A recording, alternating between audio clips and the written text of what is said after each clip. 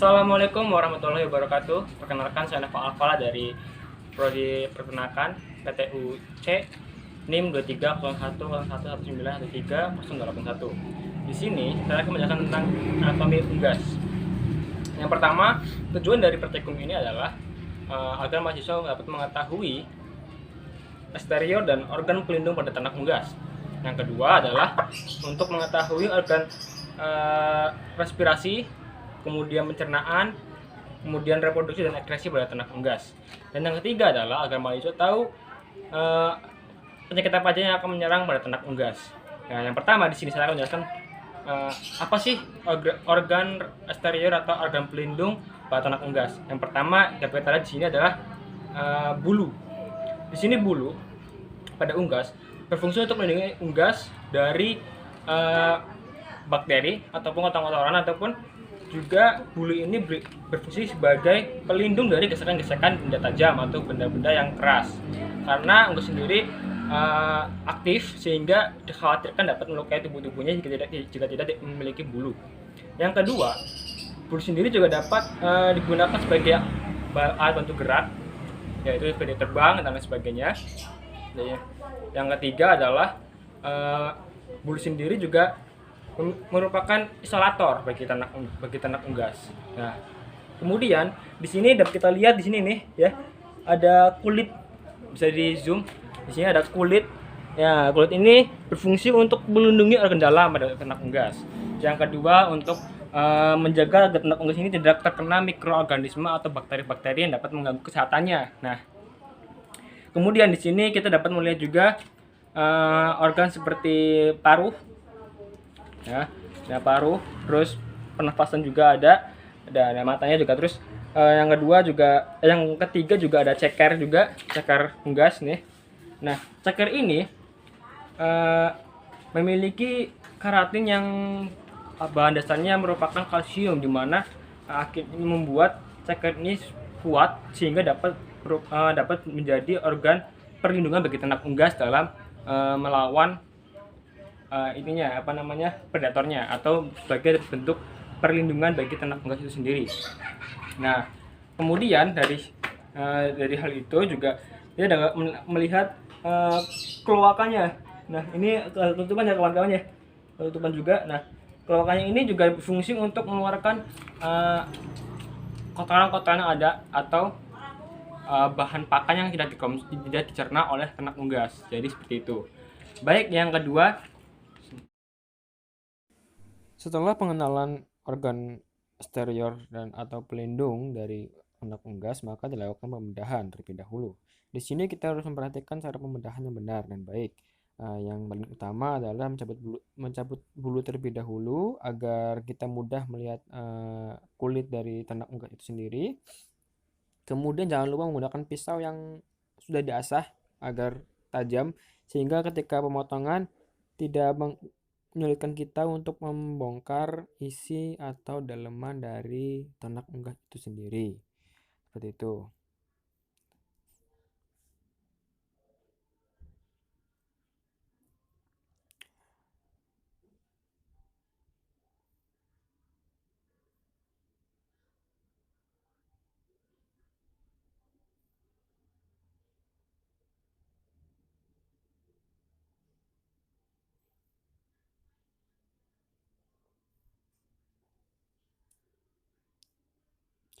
Oh ya, untuk pemotongan hewannya itu sendiri dilakukan secara sesuai syariat ya.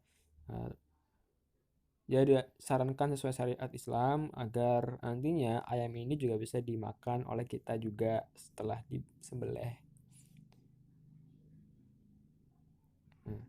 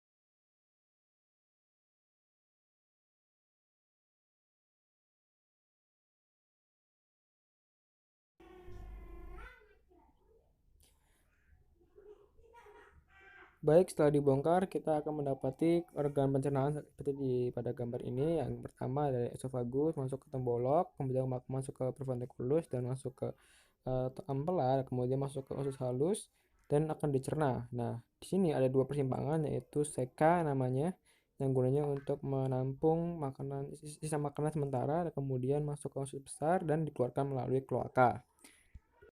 Yang pertama ada tembolok, di mana tembolok ini akan bertugas sebagai tempat penyimpanan sementara dan penghancur makanan atau tempat pakan yang masuk dalam ternak. Dan kemudian ada profondiculus yang berguna sebagai tempat pencernaan enzimatis, dan kemudian digerakkan lagi dengan bizar atau ampela, yang dimana dalam pencernaan ini terjadi pencernaan secara fisik karena bizar ini juga keras. Nah, selanjutnya adalah usus halus. Nah, ini tempatnya penyerapan nutrisi dari zat pakan yang telah dikonsumsi. Nah, lanjut dari usus halus ini ada yang namanya persimpangan saluran yaitu seka. Nah, ada dua pasang, fungsinya sebagai tempat simpanan sementara untuk absorpsi air dan vitamin yang larut. Nah, kemudian akan disalurkan kembali melalui usus besar dan siap dikeluarkan melalui kloaka dan disebut ekskreta, bukan feses. Gitu. Lanjut ada organ respirasi. Nah, pertama respirasi ini diawali dengan esofagus, kemudian ke trakea dan masuk ke paru. Nah, pokoknya di kanan kiri ya. Nah, seperti itu pada gambar. Nah, dan selanjutnya adalah organ reproduksi. Selanjutnya saya akan menjelaskan tentang organ reproduksi jantan, di mana di sini ada sepasang testis yang berfungsi untuk memproduksi spermatogenesis. Kemudian ada vas deferens yang menempel pada tulang belakang, dan terus ada epididymis dan kloaka. Kemudian organ reproduksi betina yang mana terdiri dari yang namanya ovarium, ovidat yang terdiri dari tiga macam yaitu infundibulum, magnum, dan mus. Kemudian ada uterus, terus kemudian vagina, lalu yang terakhir adalah kloaka. Nah, dari masing-masing ini adalah yang pertama ovarium itu sebagai penghasil sel telur, kemudian ovidak atau infundibulum bagian yang berbentuk corong, kemudian ada magnum yang bentuk-bentuk 33 cm, batas yang infundibulum tidak dapat terlihat dari luar. Fungsinya adalah penghasil sel putih telur menjadi 2-3 jam. Kemudian ada isthmus yang membentukkan membran kulit telur, sangkang telur dalam waktu 1 jam, dan terjadinya plumping fluid. Nah, kemudian ada uterus sebagai selop membentuk sangkang telur dan terjadi penyempurnaan telur. Nah, yang terakhir, selanjutnya adalah vagina. Vagina ini merupakan saluran terusan dari uterus dan alat kopulasi betina. Telur hanya dapat berada di dalam vagina dan dalam waktu singkat, dan telur akan diapisi mukus yang berguna untuk Baik, sekarang kita masuk ke poin terakhir, yaitu apa aja sih yang memengaruhi kesehatan pada ternak. Apa saja sih yang dapat penyakit apa aja sih yang dapat mengaruhi kesehatan pada ternak. Yang pertama, perlu kita ketahui bahwa penyakit-penyakit ini dibagi-bagikan menjadi 4 jenis. Yang pertama yaitu penyakit viral yang disebabkan oleh virus, yang kedua penyakit bakteri yang disebabkan oleh bakteri, ketiga penyakit mikal yang disebabkan oleh jamur, dan yang terakhir adalah penyakit parasit yang disebabkan oleh parasit. Nah, contohnya itu apa? Yang pertama adalah ND. ND sendiri disebabkan oleh virus yang menyebabkan ternak mengalami mortalitas yang mengancam mortalitasnya. Yang pertama, gejala pertama yang dapat kita lihat adalah si ternak akan mengalami pembengkakan terhadap mata. Nah, terus gangguan pencernaan, gangguan pernapasan, dan saraf. Apa yang akan timbul yaitu gangguan pencernaan, misalkan si ternak akan mengeluarkan ekskreta yang cair dan berwarna kehijauan. Terus gangguan pernafasan yaitu nafasnya akan terengah-engah dan pada kelamatannya akan mengalami pembengkakan.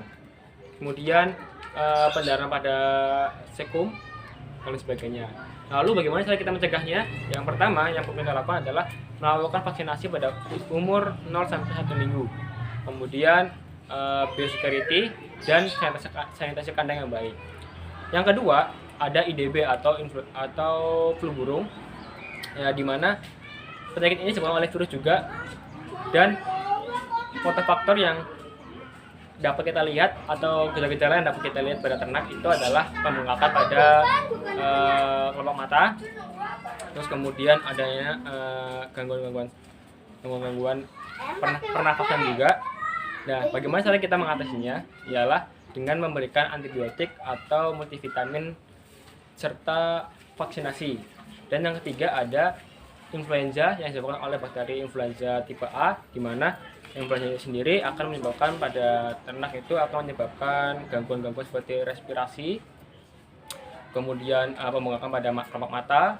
Nah, terus bagaimana cara kita menghadapinya atau mencegahnya? Ya itu sama seperti tadi, yaitu menggunakan vaksinasi, antibiotik, dan multivitamin. Dan yang keempat atau yang terakhir adalah penyakit CRD atau Chronic Respiratory Disease, yang mana ini adalah penyakit pernapasan sehingga menyebabkan pembengkakan pada mata. Kedua adalah ternak terengah-engah nafasnya. Kemudian yang ketiga adalah diare dan amonia.